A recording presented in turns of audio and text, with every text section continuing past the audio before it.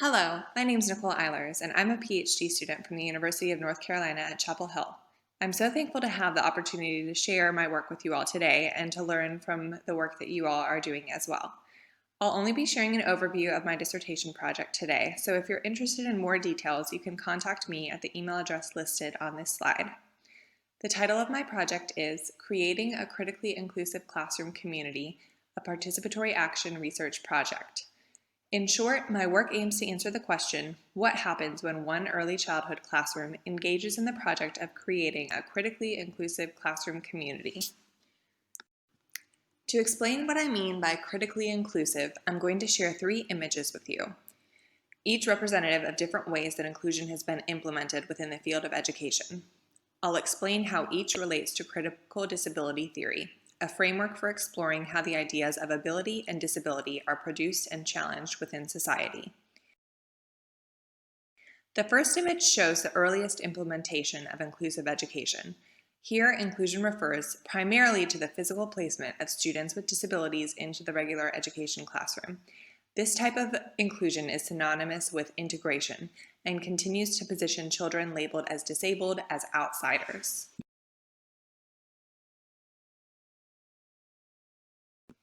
The second image depicts more recent developments in inclusive education. The term inclusive education is now used to describe efforts towards including students who often experience exclusion due to disability, cultural and linguistic background, class, or race, but this model still expects students to conform. The third image demonstrates the concept of critical inclusion, an idea that's discussed and theorized in the literature, but less often put into practice. In this model, differences would be welcomed and valued. Pedagogical practices would aim to challenge the idea that there is one single normal way to learn, socialize, behave, or communicate. Because the classroom's values align with this idea of critical inclusion, this was an ideal site for me to gain a deep understanding of the complex processes involved in creating a critically inclusive classroom community. I was interested in how classroom members identified areas in need of change, took action, and reflected on this action in order to continue to build a more critically inclusive classroom. I spent 2 days per week in the classroom observing and at times participating, as well as talking with parents, students, and teachers to better understand their experience in the classroom. I'm currently analyzing the data using a qualitative program called MaxQDA, and I'll be sharing with you 4 major storylines that have emerged during this analysis.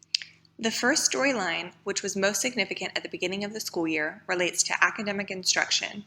The teachers constantly reflected on what they were observing in the classroom in order to determine appropriate and challenging learning opportunities for each individual child. Because individual students could be found engaged in different activities and in different settings, whether this meant working independently, in small groups, or one-on-one with a teacher, the pedagogical practices employed challenged the idea that there is one normal way that children should learn. The children played a role in this process as well by communicating their preferences for learning and demonstrating what they had learned in a variety of ways. The second storyline relates to communication and is reflected in Garcia and Way's definition of translanguaging.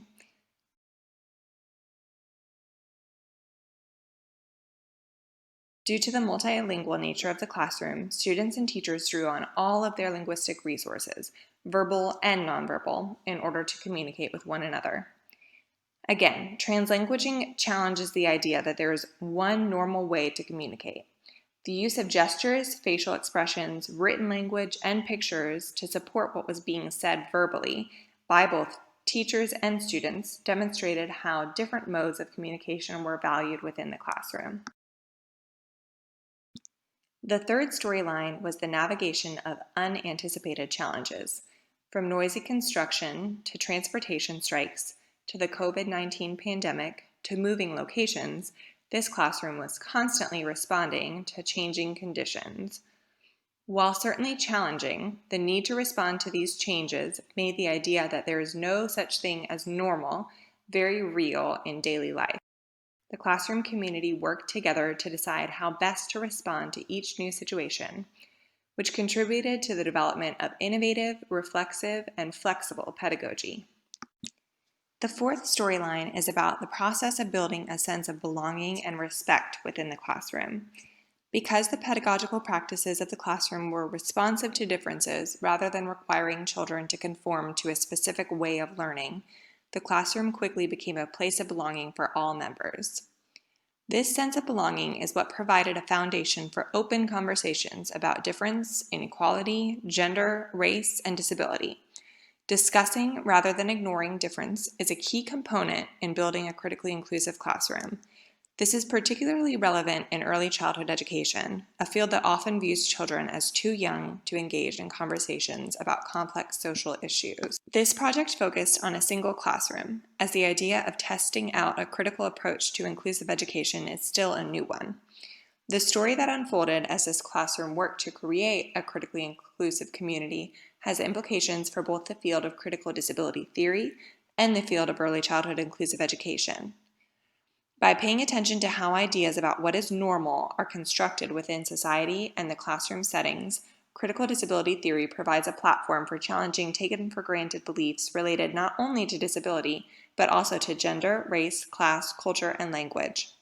The field of early childhood inclusive education can move towards an approach that truly values difference rather than expecting conformity by developing pedagogical practices that respect the individual needs of each child, incorporating strategies such as translanguaging, which communicate the value of what each child brings into the classroom, adapting practices to the ever-changing conditions of the classroom through reflection and community discussion, and building on the classroom's sense of community in order to have open conversations about differences, norms, and the experience of being a member of the classroom.